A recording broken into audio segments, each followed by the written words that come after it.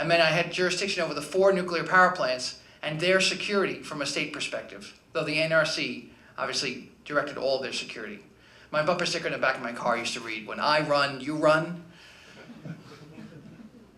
I saw the whole spectrum of security, from the most intense to the least. And we would always do things from a footprint perspective. That is that there's a perimeter. You ensure that a perimeter is secure. You have an ability to do the 4 Ds, the 5 Ds that we talked about. But then I realized that there's something else as a concept that we must all keep in mind. I was driving on the Cross Bronx towards the George Washington Bridge after I'd just flown under it with a helicopter and looked at the new footings they put out, the security footings for the base of the bridge, and the new stanchion protections that we put in, and a different steel sheathing we put on the inside towers. And I realized that there's an apartment building that sits over the Cross Bronx. If that apartment building were to be detonated and destroyed, you take out the bridge. And what that made me realize is that if you just look at your border of your property, and that's your line, it's not effective. So what do school districts do? They work within the communities. And part of the training that these gentlemen, these security experts have talked about is how do you get your teachers and administrators and parents aware. So many times we have issues of domestic violence. So many times we have custody disputes. We have drug abuse. And though we think that our American society has kind of somewhat pure thoughts and intentions when it comes to educating our child, it's still reality and life. And so if you have administrators and school officials who watch out for these types of signs, actually learn what's going on in the community, you then expand the perimeter. And the best way to prevent something from happening is to keep it outside, but understand if it's coming at you. One of the projects I'm working on with the Suffolk County Police Department is a fascinating project. There are video analytics where you can actually search video very, very quickly, real time. And whatever you can search for, you can alert against. So one of the programs we're working on is to use a pole camera and put a pole camera outside the house of an individual who has an order of protection for them. And what we do is we take the analytic and we put it on the software, and if a car with the license plate of the individual again who has the order of protection against them shows up, it alerts, and then the police arrive. One of the strategies that I've heard that school districts have been able to think about deploying is to use the license plate reader technology in their own schools. That there's a way to bring cars in, and before the school year begins, you get a listing of all the license plates of all the parents that are going to be dropping off their kids. That doesn't mean it's foolproof, but it certainly gives you a baseline, which you can now see who's coming through. And if there's a car that doesn't have a license plate that matches the list, then you go and talk to them. And you have the ability to at least know that they're on the property. Again, giving you that time. Time is your friend. That's what you need in a situation to kind of control it. But that's still a specific response to the threat that we've already had. So oftentimes as humans, what we do is we fight the last war. We look at the last instance. And I know that we're really focused on active shooters, but if you want to make this whole effort sustainable, then you have to make it a part of what you do every day. And you just can't roll it out a couple of times a year. So what you need to do is you need to train to understand this. First, it has to be all hazards.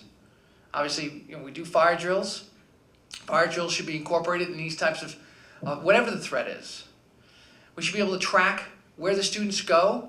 But most importantly, the thing people forget is that a school will never be able to arm itself, to have the response capability, be able to go and take on someone with a weapon. So what does that mean? You have to have a really good relationship with the local police department. And you have to take on strategies that allow the police to respond as quickly as possible with the most knowledge. That oftentimes is so essential because the first couple of seconds, Now, with these events, they go very, very fast. They never last, with the exception of maybe Columbine, they never last more than minutes. So what you have to have is this response capability that you drill, that you work with the local PD.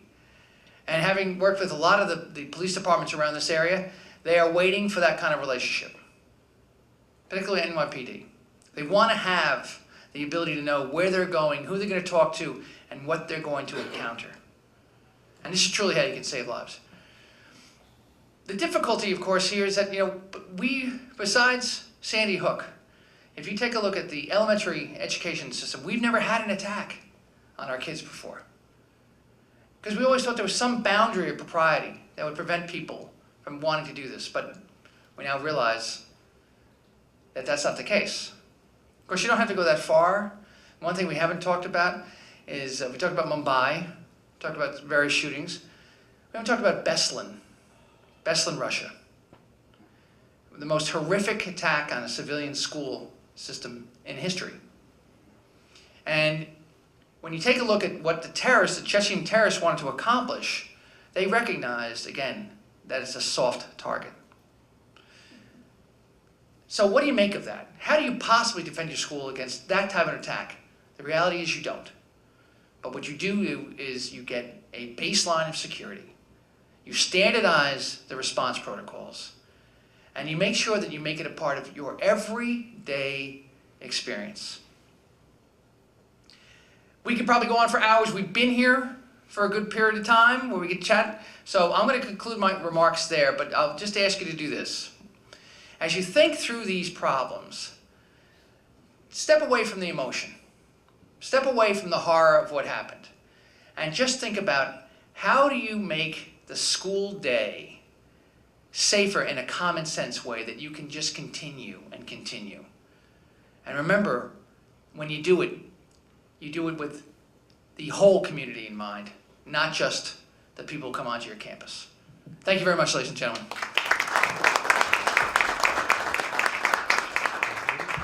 Thank you, Senator.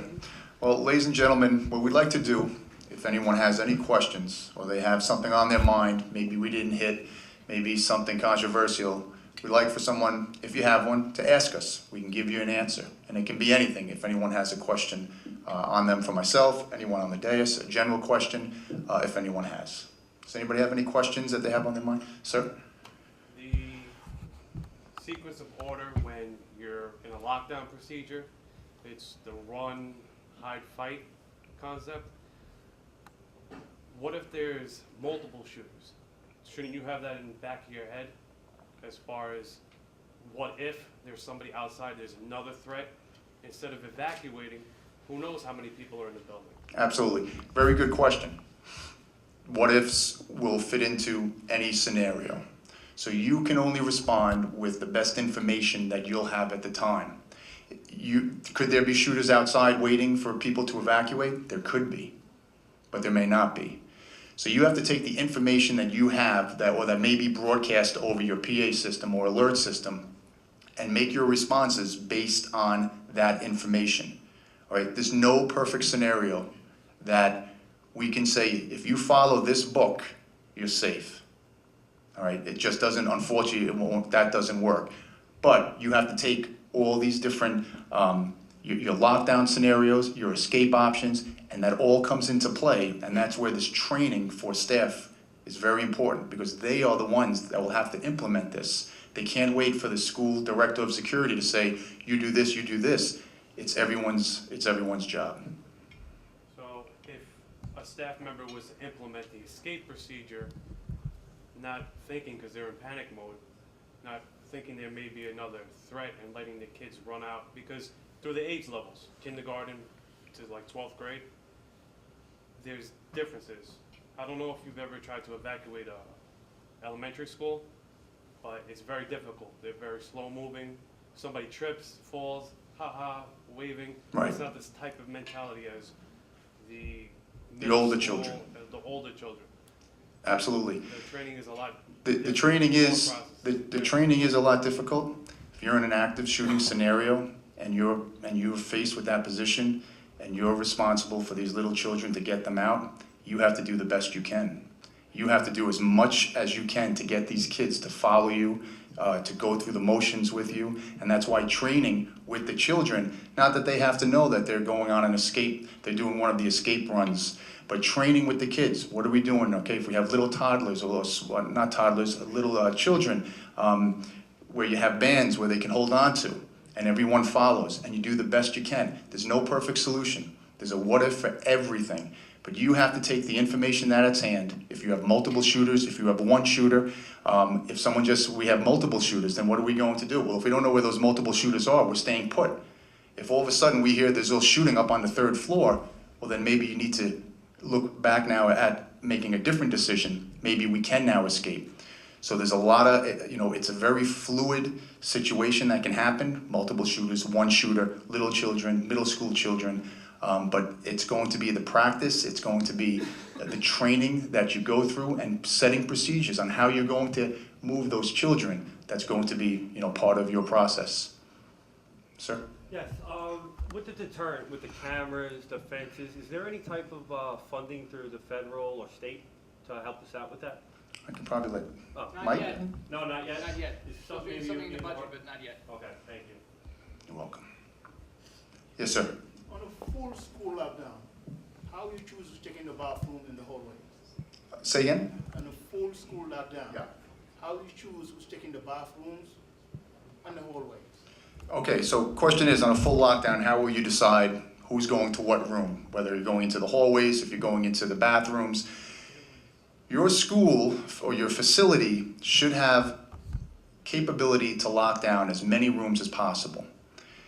If kids have to be moved into the hallways for a lockdown, and now we're not talking about an active shooter, because there's a difference. You have your lockdowns, partial lockdown, and then you have your active shooter that could turn into an escape or a lockdown. But if you're locking down and the police come in and say, listen, we're looking for somebody outside on this side of the school. Do me a favor, have all the kids come out of the classroom. You can do that on a full lockdown, on a partial lockdown. On a full lockdown, if your classrooms can't lock and you're looking to move the kids for a specific reason, that would be the reason you go into your hallways, is if there's a specific reason to leave your classrooms. But if you're implementing, or the police have implemented a full lockdown, then you're staying put in your classrooms, closing blinds, away from windows, away from doors. But if a teacher locked their classroom, can they open the classroom to check the bathroom, see if there's children inside that bathroom? Or if you lock it, that's it, you can't open it anymore? Right, so what's going to be the most important thing? The PA system is going to be very important. Yes, if your teachers who are in their classrooms, what should they be doing? If a lockdown is put into effect, St. John of God School is going into lockdown. Teachers should be opening their doors, looking out their doors real quick, looking left, looking right. Now, if they let little Johnny or little Susie go to the bathroom, and the bathroom is, close enough, which I would assume it probably would be if it's not in the classroom, if we're talking younger kids, then yes, let's get those kids and get them into the classroom. That's important. For younger kids, I know most times bathrooms are located in the classrooms. As they get a little older, they're outside, but that system, that communication throughout the school, throughout your facility is going to be very important, that everybody can hear it. That everybody can hear it. We did a lockdown in a school in Queens, and everything was quiet. A staff member was in the bathroom. She came out, she didn't hear anything, she turned around, she went back in. She didn't know we were in a drill, but she knew something was happening. Of course, she was hoping it was a drill, and after a while, she heard everyone talking and staff moving around after it was announced, but she couldn't hear it. Communication wasn't getting to her. She could have walked right into a shooting situation, or into an intruder, or to an incident. Yes, sir.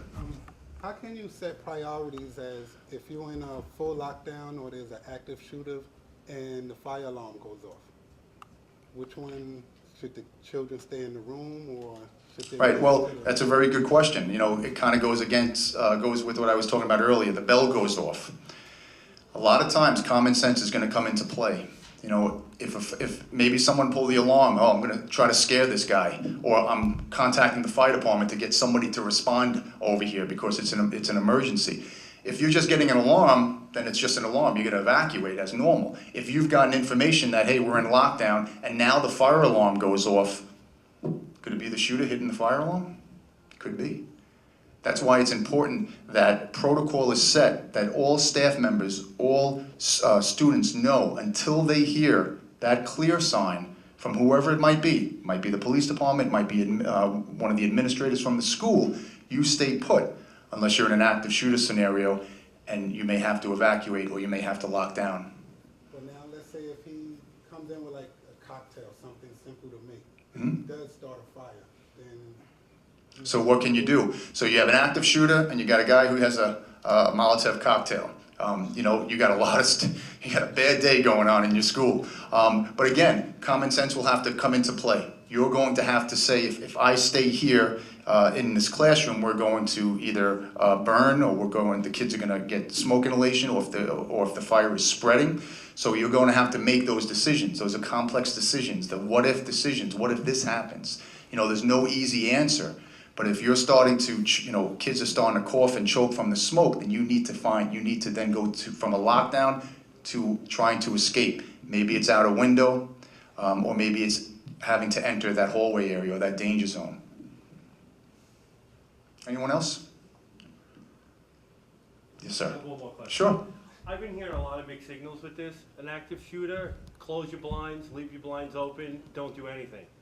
What is it exactly? I know the state wants us to leave all the blinds open. But in past practice, we've been closing the blinds, so if the active shooter's on the perimeter of the building, they can't see who's inside what room. Right. So what procedure is the right procedure to do, or is it just based on what you think is right? What the State Department has put out is the evacuate, hide, evacuate, hide, and if you have to, God forbid, have to take action. If you're going into lockdown, you want to lock down, you want to close your blinds, you don't want to be seen. If you're leaving your blinds open, listen, law enforcement's on their way, but it's going to take them a few minutes. You don't want the person easily seeing into your classroom. He knows you're in there, or she knows you're in there. Let's not just put it on guys. You're gonna have some pissed off women, all right? But they know that someone is inside, all right? It's just a matter of, you know, which one are they gonna pick? What's gonna be easiest? Oh, yeah, I can see the kids are in this classroom.